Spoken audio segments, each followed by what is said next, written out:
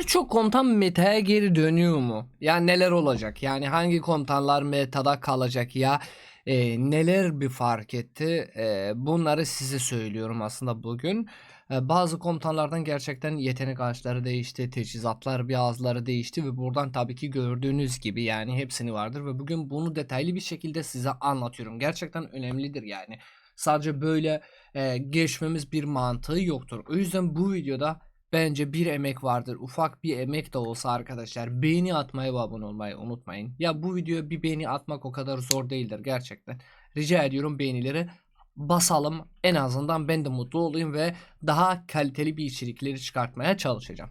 Şimdi bir güncelleme gelmişti zaten geçen günde 1.1.04 tabii ki buradan da gördüğünüz gibi yani bazı ayrılan yetenekler yalnızca en yüksek seviyedeki yetenekler listelenmiştir. Acil durum kuruması ve bu tarz şeklinde yetenek ağaçlar ve buradan da gördüğünüz gibi teçhizat yazıtları ihtiyali değişmiştir arkadaşlar. Burada savaş ateşi değişmiştir. Burada boynun eğdirme değiştirmiştir. Çaydıran değişmiştir arkadaşlar ve bu tarz teçhizatlar değişmiştir. Yani teçhizatlardan aslında burada gördüğünüz gibi birçok şey değişti teçhizatlardan.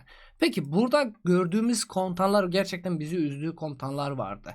Yani artık Juana Fark işe yaramıyor mu? Scipio Aemilianus ya Scipio Africanus, Juana Fark, Hermen gibi, Julian gibi bu tarz komutanlar gerçekten bir işe yarıyor mu, işe yaramıyor mu? Bunları size söylüyorum.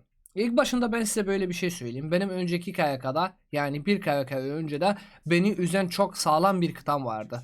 Ragnar Scipio. Ragnar Scipio beni gerçekten çok üzdü. Ve buradan ilk başında ben size söyleyeyim. Burada gelen güncelleme sadece yetenek ağaçlarının üzerine gelmiştir. Yani buradaki yetenekler değişmiştir. Bu ne anlama geliyor aslında böyle bir şey söyleyeyim. Yetenekler nereden çalışıyor? Hangi komutanların yetenekleri çalışıyor? İki komutan bir araya geliyor. Tamam mı? İki deli bir araya. Serdar Ortaç'ın dediği gibi buradan da aynı şekilde var. Yani iki komutan burada bir kıtada oluşturuluyor. Birinci komutanımız yetenek ağaçları, ekipmanları, teçhizatları ve tabii ki becerileri çalışıyor. Ancak burada birinci komutanımız sadece bunları çalışıyor. Arkadaki komutan her ne olursa olsun sadece becerileri çalışıyor. Yani burada bu güncelleme sadece birincil komutan olan yani birincil olmak isteyen ya birincil komutanı kullanmak istediğimiz komutanlar sadece bu güncellemede çok fazla da bir fark alıyor. Yani şimdi böyle bir şey diyeceksiniz ki teçhizatlar da ihtiyaliye falan filan birçok şeyini gelmiştir. Tabii ki ama siz böyle düşünün. Sadece teçhizat mı yoksa yetenek ağacı artı teçhizattır. Şimdi burada neler değişti? Örnek veriyorum. Ben bir KVK önceye kadar arkadaşlar Ragnar Scipio'yu kullanıyordum. Ragnar Scipio güçlüydü eskiden. Ama birçok komutanımız geldi. Bu komutanlardan örnek veriyorum. Santuz'u darbe hasarı arkadaşlar. Bayki darbe hasarı. Arthur Pendragon combo hasarı, Achilles combo hasarı ve birçok şey. Yani daha yeni güncel komutanlarımız var. Bir sürü komutan gelmiştir ve bunlar da darbe hasarı ve combo hasarı. O yüzden Ragnar gerçekten aldığı hasarlar veya hatta Juana Fark, Hyogubing Juana Fark'ın veya hatta Juk Hermen'in aldığı hasarlar abi artık Juk Liang Hermen gerçekten metada düşmüştü. Kimse kolay kolay kullanamıyordu. Ya ne yapayım ne edeyim kullanayım diye ama yapamıyorduk. Çünkü darbe hasarı ve combo hasarı çok güçlüydü. Peki bu oyun bunlar nelere önlem aldı? Şimdi ilk başında yeteneklerden buradan direkt yeteneklere bakalım. Arkadaşlar burada ne diyor? Bu komutan kıtası aldığı her türden tabii ki beceri, combo saldırı ve darbe hasarı %6 tabii ki azalıyor. Burada bakın haneden kalkanı burada artık sadece bu komutan kıtası aldığı her türden beceri hasarı değildir. Eskiden beceri hasarıydı. Burada şu an artık beceri hasarı, combo saldırı, darbe hasarı %6 azaltıyor diye bir yazı gelmiştir. Geri kalanlara bakarsak buradan da diyor ki öfke kazanıyor. Buradan ne diyor arkadaşlar? İkinci komutan alını bir sonraki etkin beceri türden %6. Buradan da bu komutan kıtası verdiği tüm beceri hasar çeşitleri yani burada gördüğünüz herhangi birisi arkadaşlar bunlar geri kalanında hepsini de beceri hasar çeşitleridir veya öfke dolumudur yani. Burada gördüğünüz gibi bir tek buradan arkadaşlar buradan bir de bunu da bakalım. Tamam. Buradan bir %6'lık tabii ki beceri hasarı, combo saldırı ve darbe hasarı alıyor arkadaşlar. Buradan girdiğimizde piyade birim süvarileri hasar veriyor. Buradan da gördüğünüz gibi %9 tane öfke dolduruyor. Sağlık veriyor. Buradan da gördüğünüz gibi bu komutan kıtası sadece piyade birimlerin oluşuyorsa her temel saldırıya aldığı %10 ihtimalde sonraki 2 saniye boyunca %20 daha az hasar alır. Bekleme süresi 3 saniye. Arkadaşlar. Şimdi burada gördüğünüz gibi bir Ragnar'da bir tane sadece beceri hasarı, combo saldırı ve darbe hasarı %6 azaltıyor. Ve bu ne anlama geliyor? Yani bu komutan da güçlendi aslında. Peki diğer komutanlardan yetenek ağaçları ya beceri hasarı ya yetenekleri değişti mi? Evet, onlara bakacağız. Şimdi ilk başında burada piyadelere böyle bir şekilde Scipio zaten her zaman iyiydi. Ragnar Scipio kullanıyorduk. %6'ydı. Ragnar şu an hem aldığı hasarı azaltıyor darbeden hem kombodan gayet daha güçlü oldu.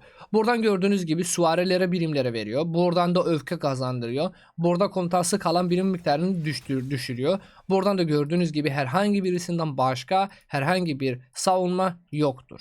Ama buradan önemli şeylerden destek kısmından buradan seyrek dizilişinden. Arkadaşlar Ragnar'da şimdi %6'lık bu komutan kıtası aldığı her turdan beceri, combo saldırı, darbe hasarı %9 azaltıyor. Bakın Scipio Prime buradadır. Eski Scipio'muz var. Bu da Scipio Prime'ımız. Scipio Prime'ımızda buradan bu komutanın kıtası aldığı her turdan beceri, combo saldırı ve darbe hasarı %9 azaltıyor arkadaşlar. Buradan geri kalanında zaten öfkeleri kazandırıyor veya hatta herhangi bir şey ekstradan bir şey yok. Yani yetenek ağacından aslında bir tek burası değişmiştir. Ama burada %9'dur. Buradan yine de biz Ragnar'a geri geliyoruz arkadaşlar.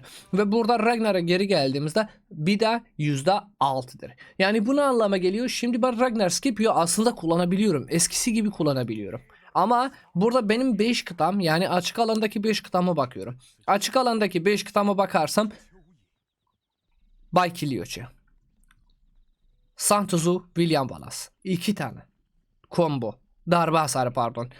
Üçüncüm ne vardır arkadaşlar? Buradan da tabii ki Arthur Pendragon Achilles 3 kitam, 4. kitamda beceri hasarıdır.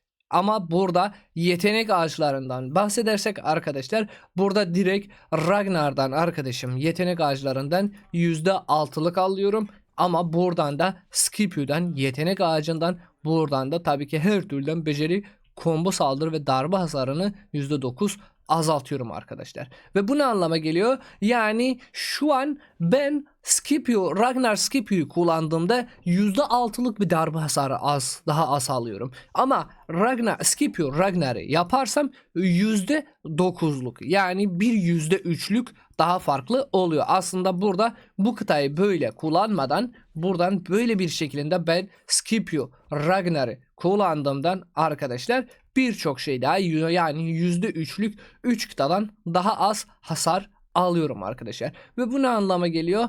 Açık alanda daha fazla kalıyorum. Daha fazla hasar veriyorum ve daha fazla daha sağlam bir şekilde savaşabiliyorum. Eski kıtam yani bu kıtamın aldığı veya kaybettiği gücü gerçekten arkadaşlar değiştiriliyor. Yani burada artık bundan sonrası ben hem Ragnar Scipio kullanıyorum ama %3'lük bir değişiklik var ve buradan da hem de Scipio Ragnar hangisi isterseniz ama benim tercihim her zaman Scipio Ragnar'dır arkadaşlar.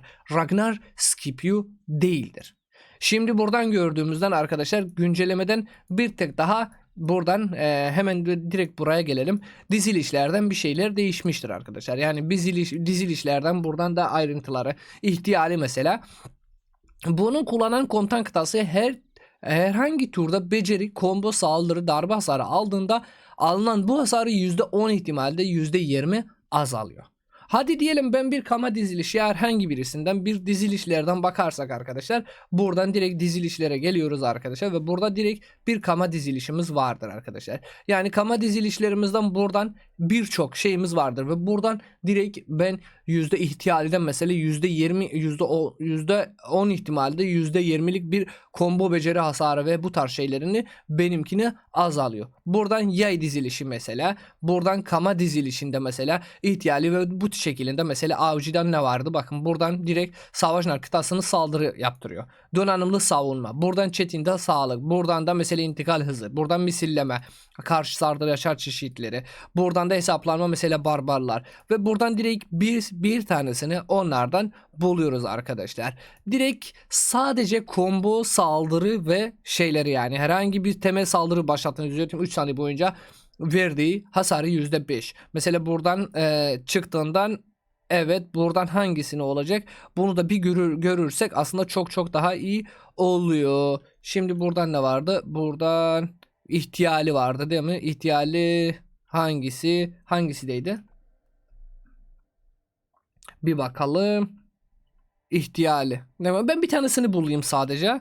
Buradan çok fazla bir şey değil. İhlakçı buradan vardı. İhtiyali buradan. Evet, gördüğünüz gibi. Burada gördüğünüz gibi. Bunun kullanan komutanın kıtası mesela. Bakın Kama'dan mesela. Komutan kıtası her turda beceri, combo, saldırı, darbe hasarı aldığında bu alan hasarı %10 ihtimalde %20 azalıyor arkadaşlar. Yani burada benim bir ihtiyalim de olsa buraya takarsam güçlü oluyorum. Yani kıtam artık Scipio Ragnar'ım çok daha güçlü oluyor. Ve hatta buradan da bazı yerleri daha olabilir arkadaşlar. Yani bunlar tamamen ben bakamadım. Tabii ki bunları da tek bakacağız. Ama teçhizatlarımız her ne olursa olsun aynı teçhizatta olsa, mesela burada benim ne vardır? Avcım vardır arkadaşlar. Buradan bir tane acımasızım var. Bir de gölgem var mesela buradan. Gölgenmiş. Bunu kullanan komutan kıtası aldığı her turdan beceri, combo saldırı, darbe hasarı %2,5 azaltıyor arkadaşlar. %2,5 da oradan, %3 de oradan alırsam %5,5 oluyor.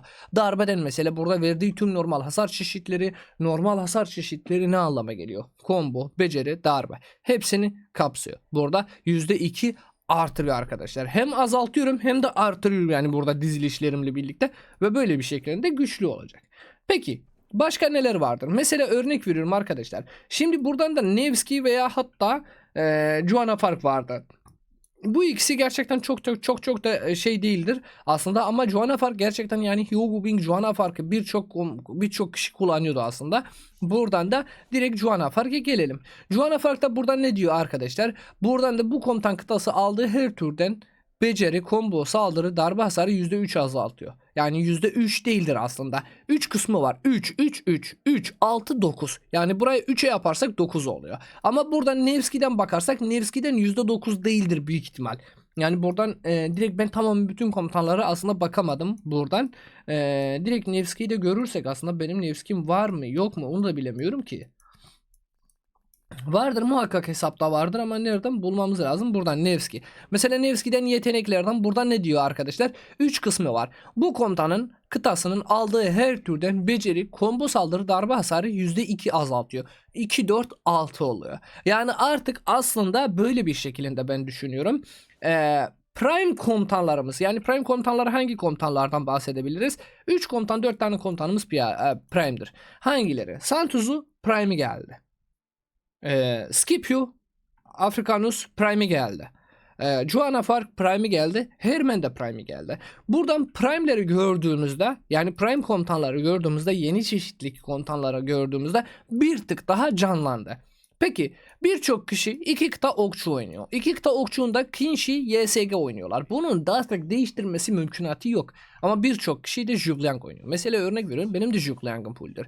Zhugliang'ım full olduğu halde buradan diyor ki bu komutanın kıtası aldığı her türden beceri, combo, saldırı, darbe hasarını %6 azalıyor arkadaşlar. Zaten Zhugliang Hermen gerçekten çok güçlüydü. Ama burada Zhugliang'ın böyle olduğunda ve Hermen'e gelirsem, Hermen'de yeteneklerden bakarsam arkadaşlar, buradan da bu komutanın kıtası aldığı her türden beceri, combo, saldırı ve darbe hasarını %9 azalıyor arkadaşlar. %9 bunu azalması da bambaşka bir şeye geri dönüyor. Yani artık açık alanda ben olsam bir Zhugliang Hermen kullanamıyorum. Çünkü Zhugliang Hermen artık eskisi kadar güçlü değildir. Ve özellikle de yazıtlarımız da farklı oluyor. O yüzden Zhugliang Hermen'in yerinde ben direkt Hermen'i öne koyacağım. Çünkü %3'lük oradan ve tabii ki birçok teçhizatımız da değiştiği halde de oradan da bir şeyler alacağım. Hermen Zhugliang oluyorum. Zaten Zhug Hermen açık alanda birçok daha biz güçlü veya hatta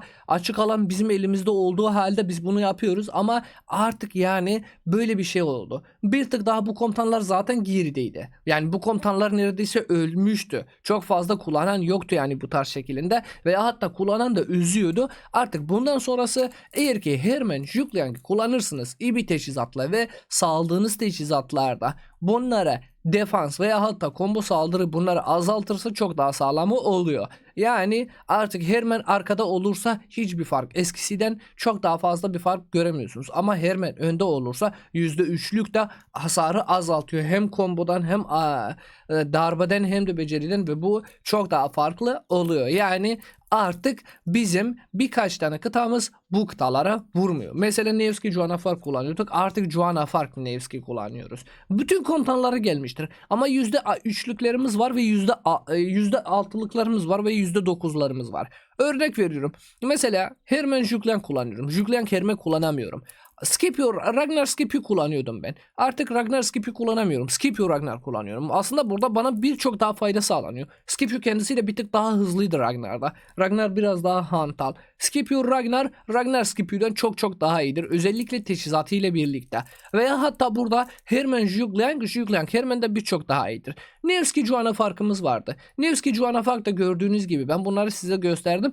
Buradan daha fazla oluyor. Bu ne anlama geliyor aslında böyle ben değişiklikler olduğundan? Yani burada değişiklikler olduğu halde arkadaşlar ben daha az alıyorum, hasar alıyorum. Kimden? Bayki'den, Lioche'den, Santuzu'dan, William Wallace'dan, Arthur Pendragon'dan, Gamgam'dan, Achilleus'tan yani ben en azından 8 ya Hector'dan yani 8-9 tane komutanı size seçtim ve bu 8-9 tane komutan da 3 kıta 4 kıtaya neredeyse mal oluyor ve buradan bu mal olduğun şeylerde sizi gerçekten daha farklı bir seviyelere götürecek. O yüzden bunları dikkate alın ve benim dediğim gibi yani bir önceki güncelleme de söyledim. Birkaç tane kıta gerçekten meta'ya dönebiliyor. Birisi Scipio'dur. Birisi Ragnar'dır dedim. Yani Ragnar yine de döndü. Scipio Ragnar bir tık daha güçlü oldu. Dedim ki Juana farklı geri dönebilir yani. Yani buradan şu an artık Hugo Bing Juana fark değil. Ben olsam mesela Hugo Bing'i Arthur Pendragon'la kullanıyorum. Juana Farkinevski ile kullanıyorum. Ya Juana Farki ile artık başka bir komutanla kullanıyorum. Her ne olursa su arada. Mesela Juana Fark William iyidir yani. Ben sadece sizin elinizdeki olan komutanlardan söylüyorum. Şu an gitmeyin abi. Juana Fark William'ı fulllemeyin yani demeyin ki Karo böyle bir şey demiştir. Ben sadece elindeki olan komutanlar nasıl daha güçlü hale geliyor onları size söylüyorum. Mesela Juklang Hermann kullanıyordum. Artık Hermann Juklang kullanıyorum. Çünkü bu çok daha farklı oluyor arkadaşlar. Ve bunlar size çok daha fazla fayda sağlanıyor. Özellikle bizim gibi oyuncular yani free to play oyuncular ya az para harcayan oyuncular bu kısımda bir tık daha %3'lükler bile bize çok da fazlasıyla farkı yaratabiliyor. Özellikle de bu tarz komutanlar yeni metadaki komutanlar darbe ve combo olduğu halde çok daha farklı oluyor. Arkadaşlar umarım bu videoyu beğenmişsiniz. Eğer ki beğendiyseniz bir tane beğeni atmayı unutmayın yine de. Bu videoda bir 400 tane beğeni geçerse bir de mutlu olalım biz de. Vallahi çok önemlidir. İzlediğiniz için çok teşekkür ederim. Kendinize çok iyi bakın. Görüşmek üzere. Hoşçakalın. Bay bay.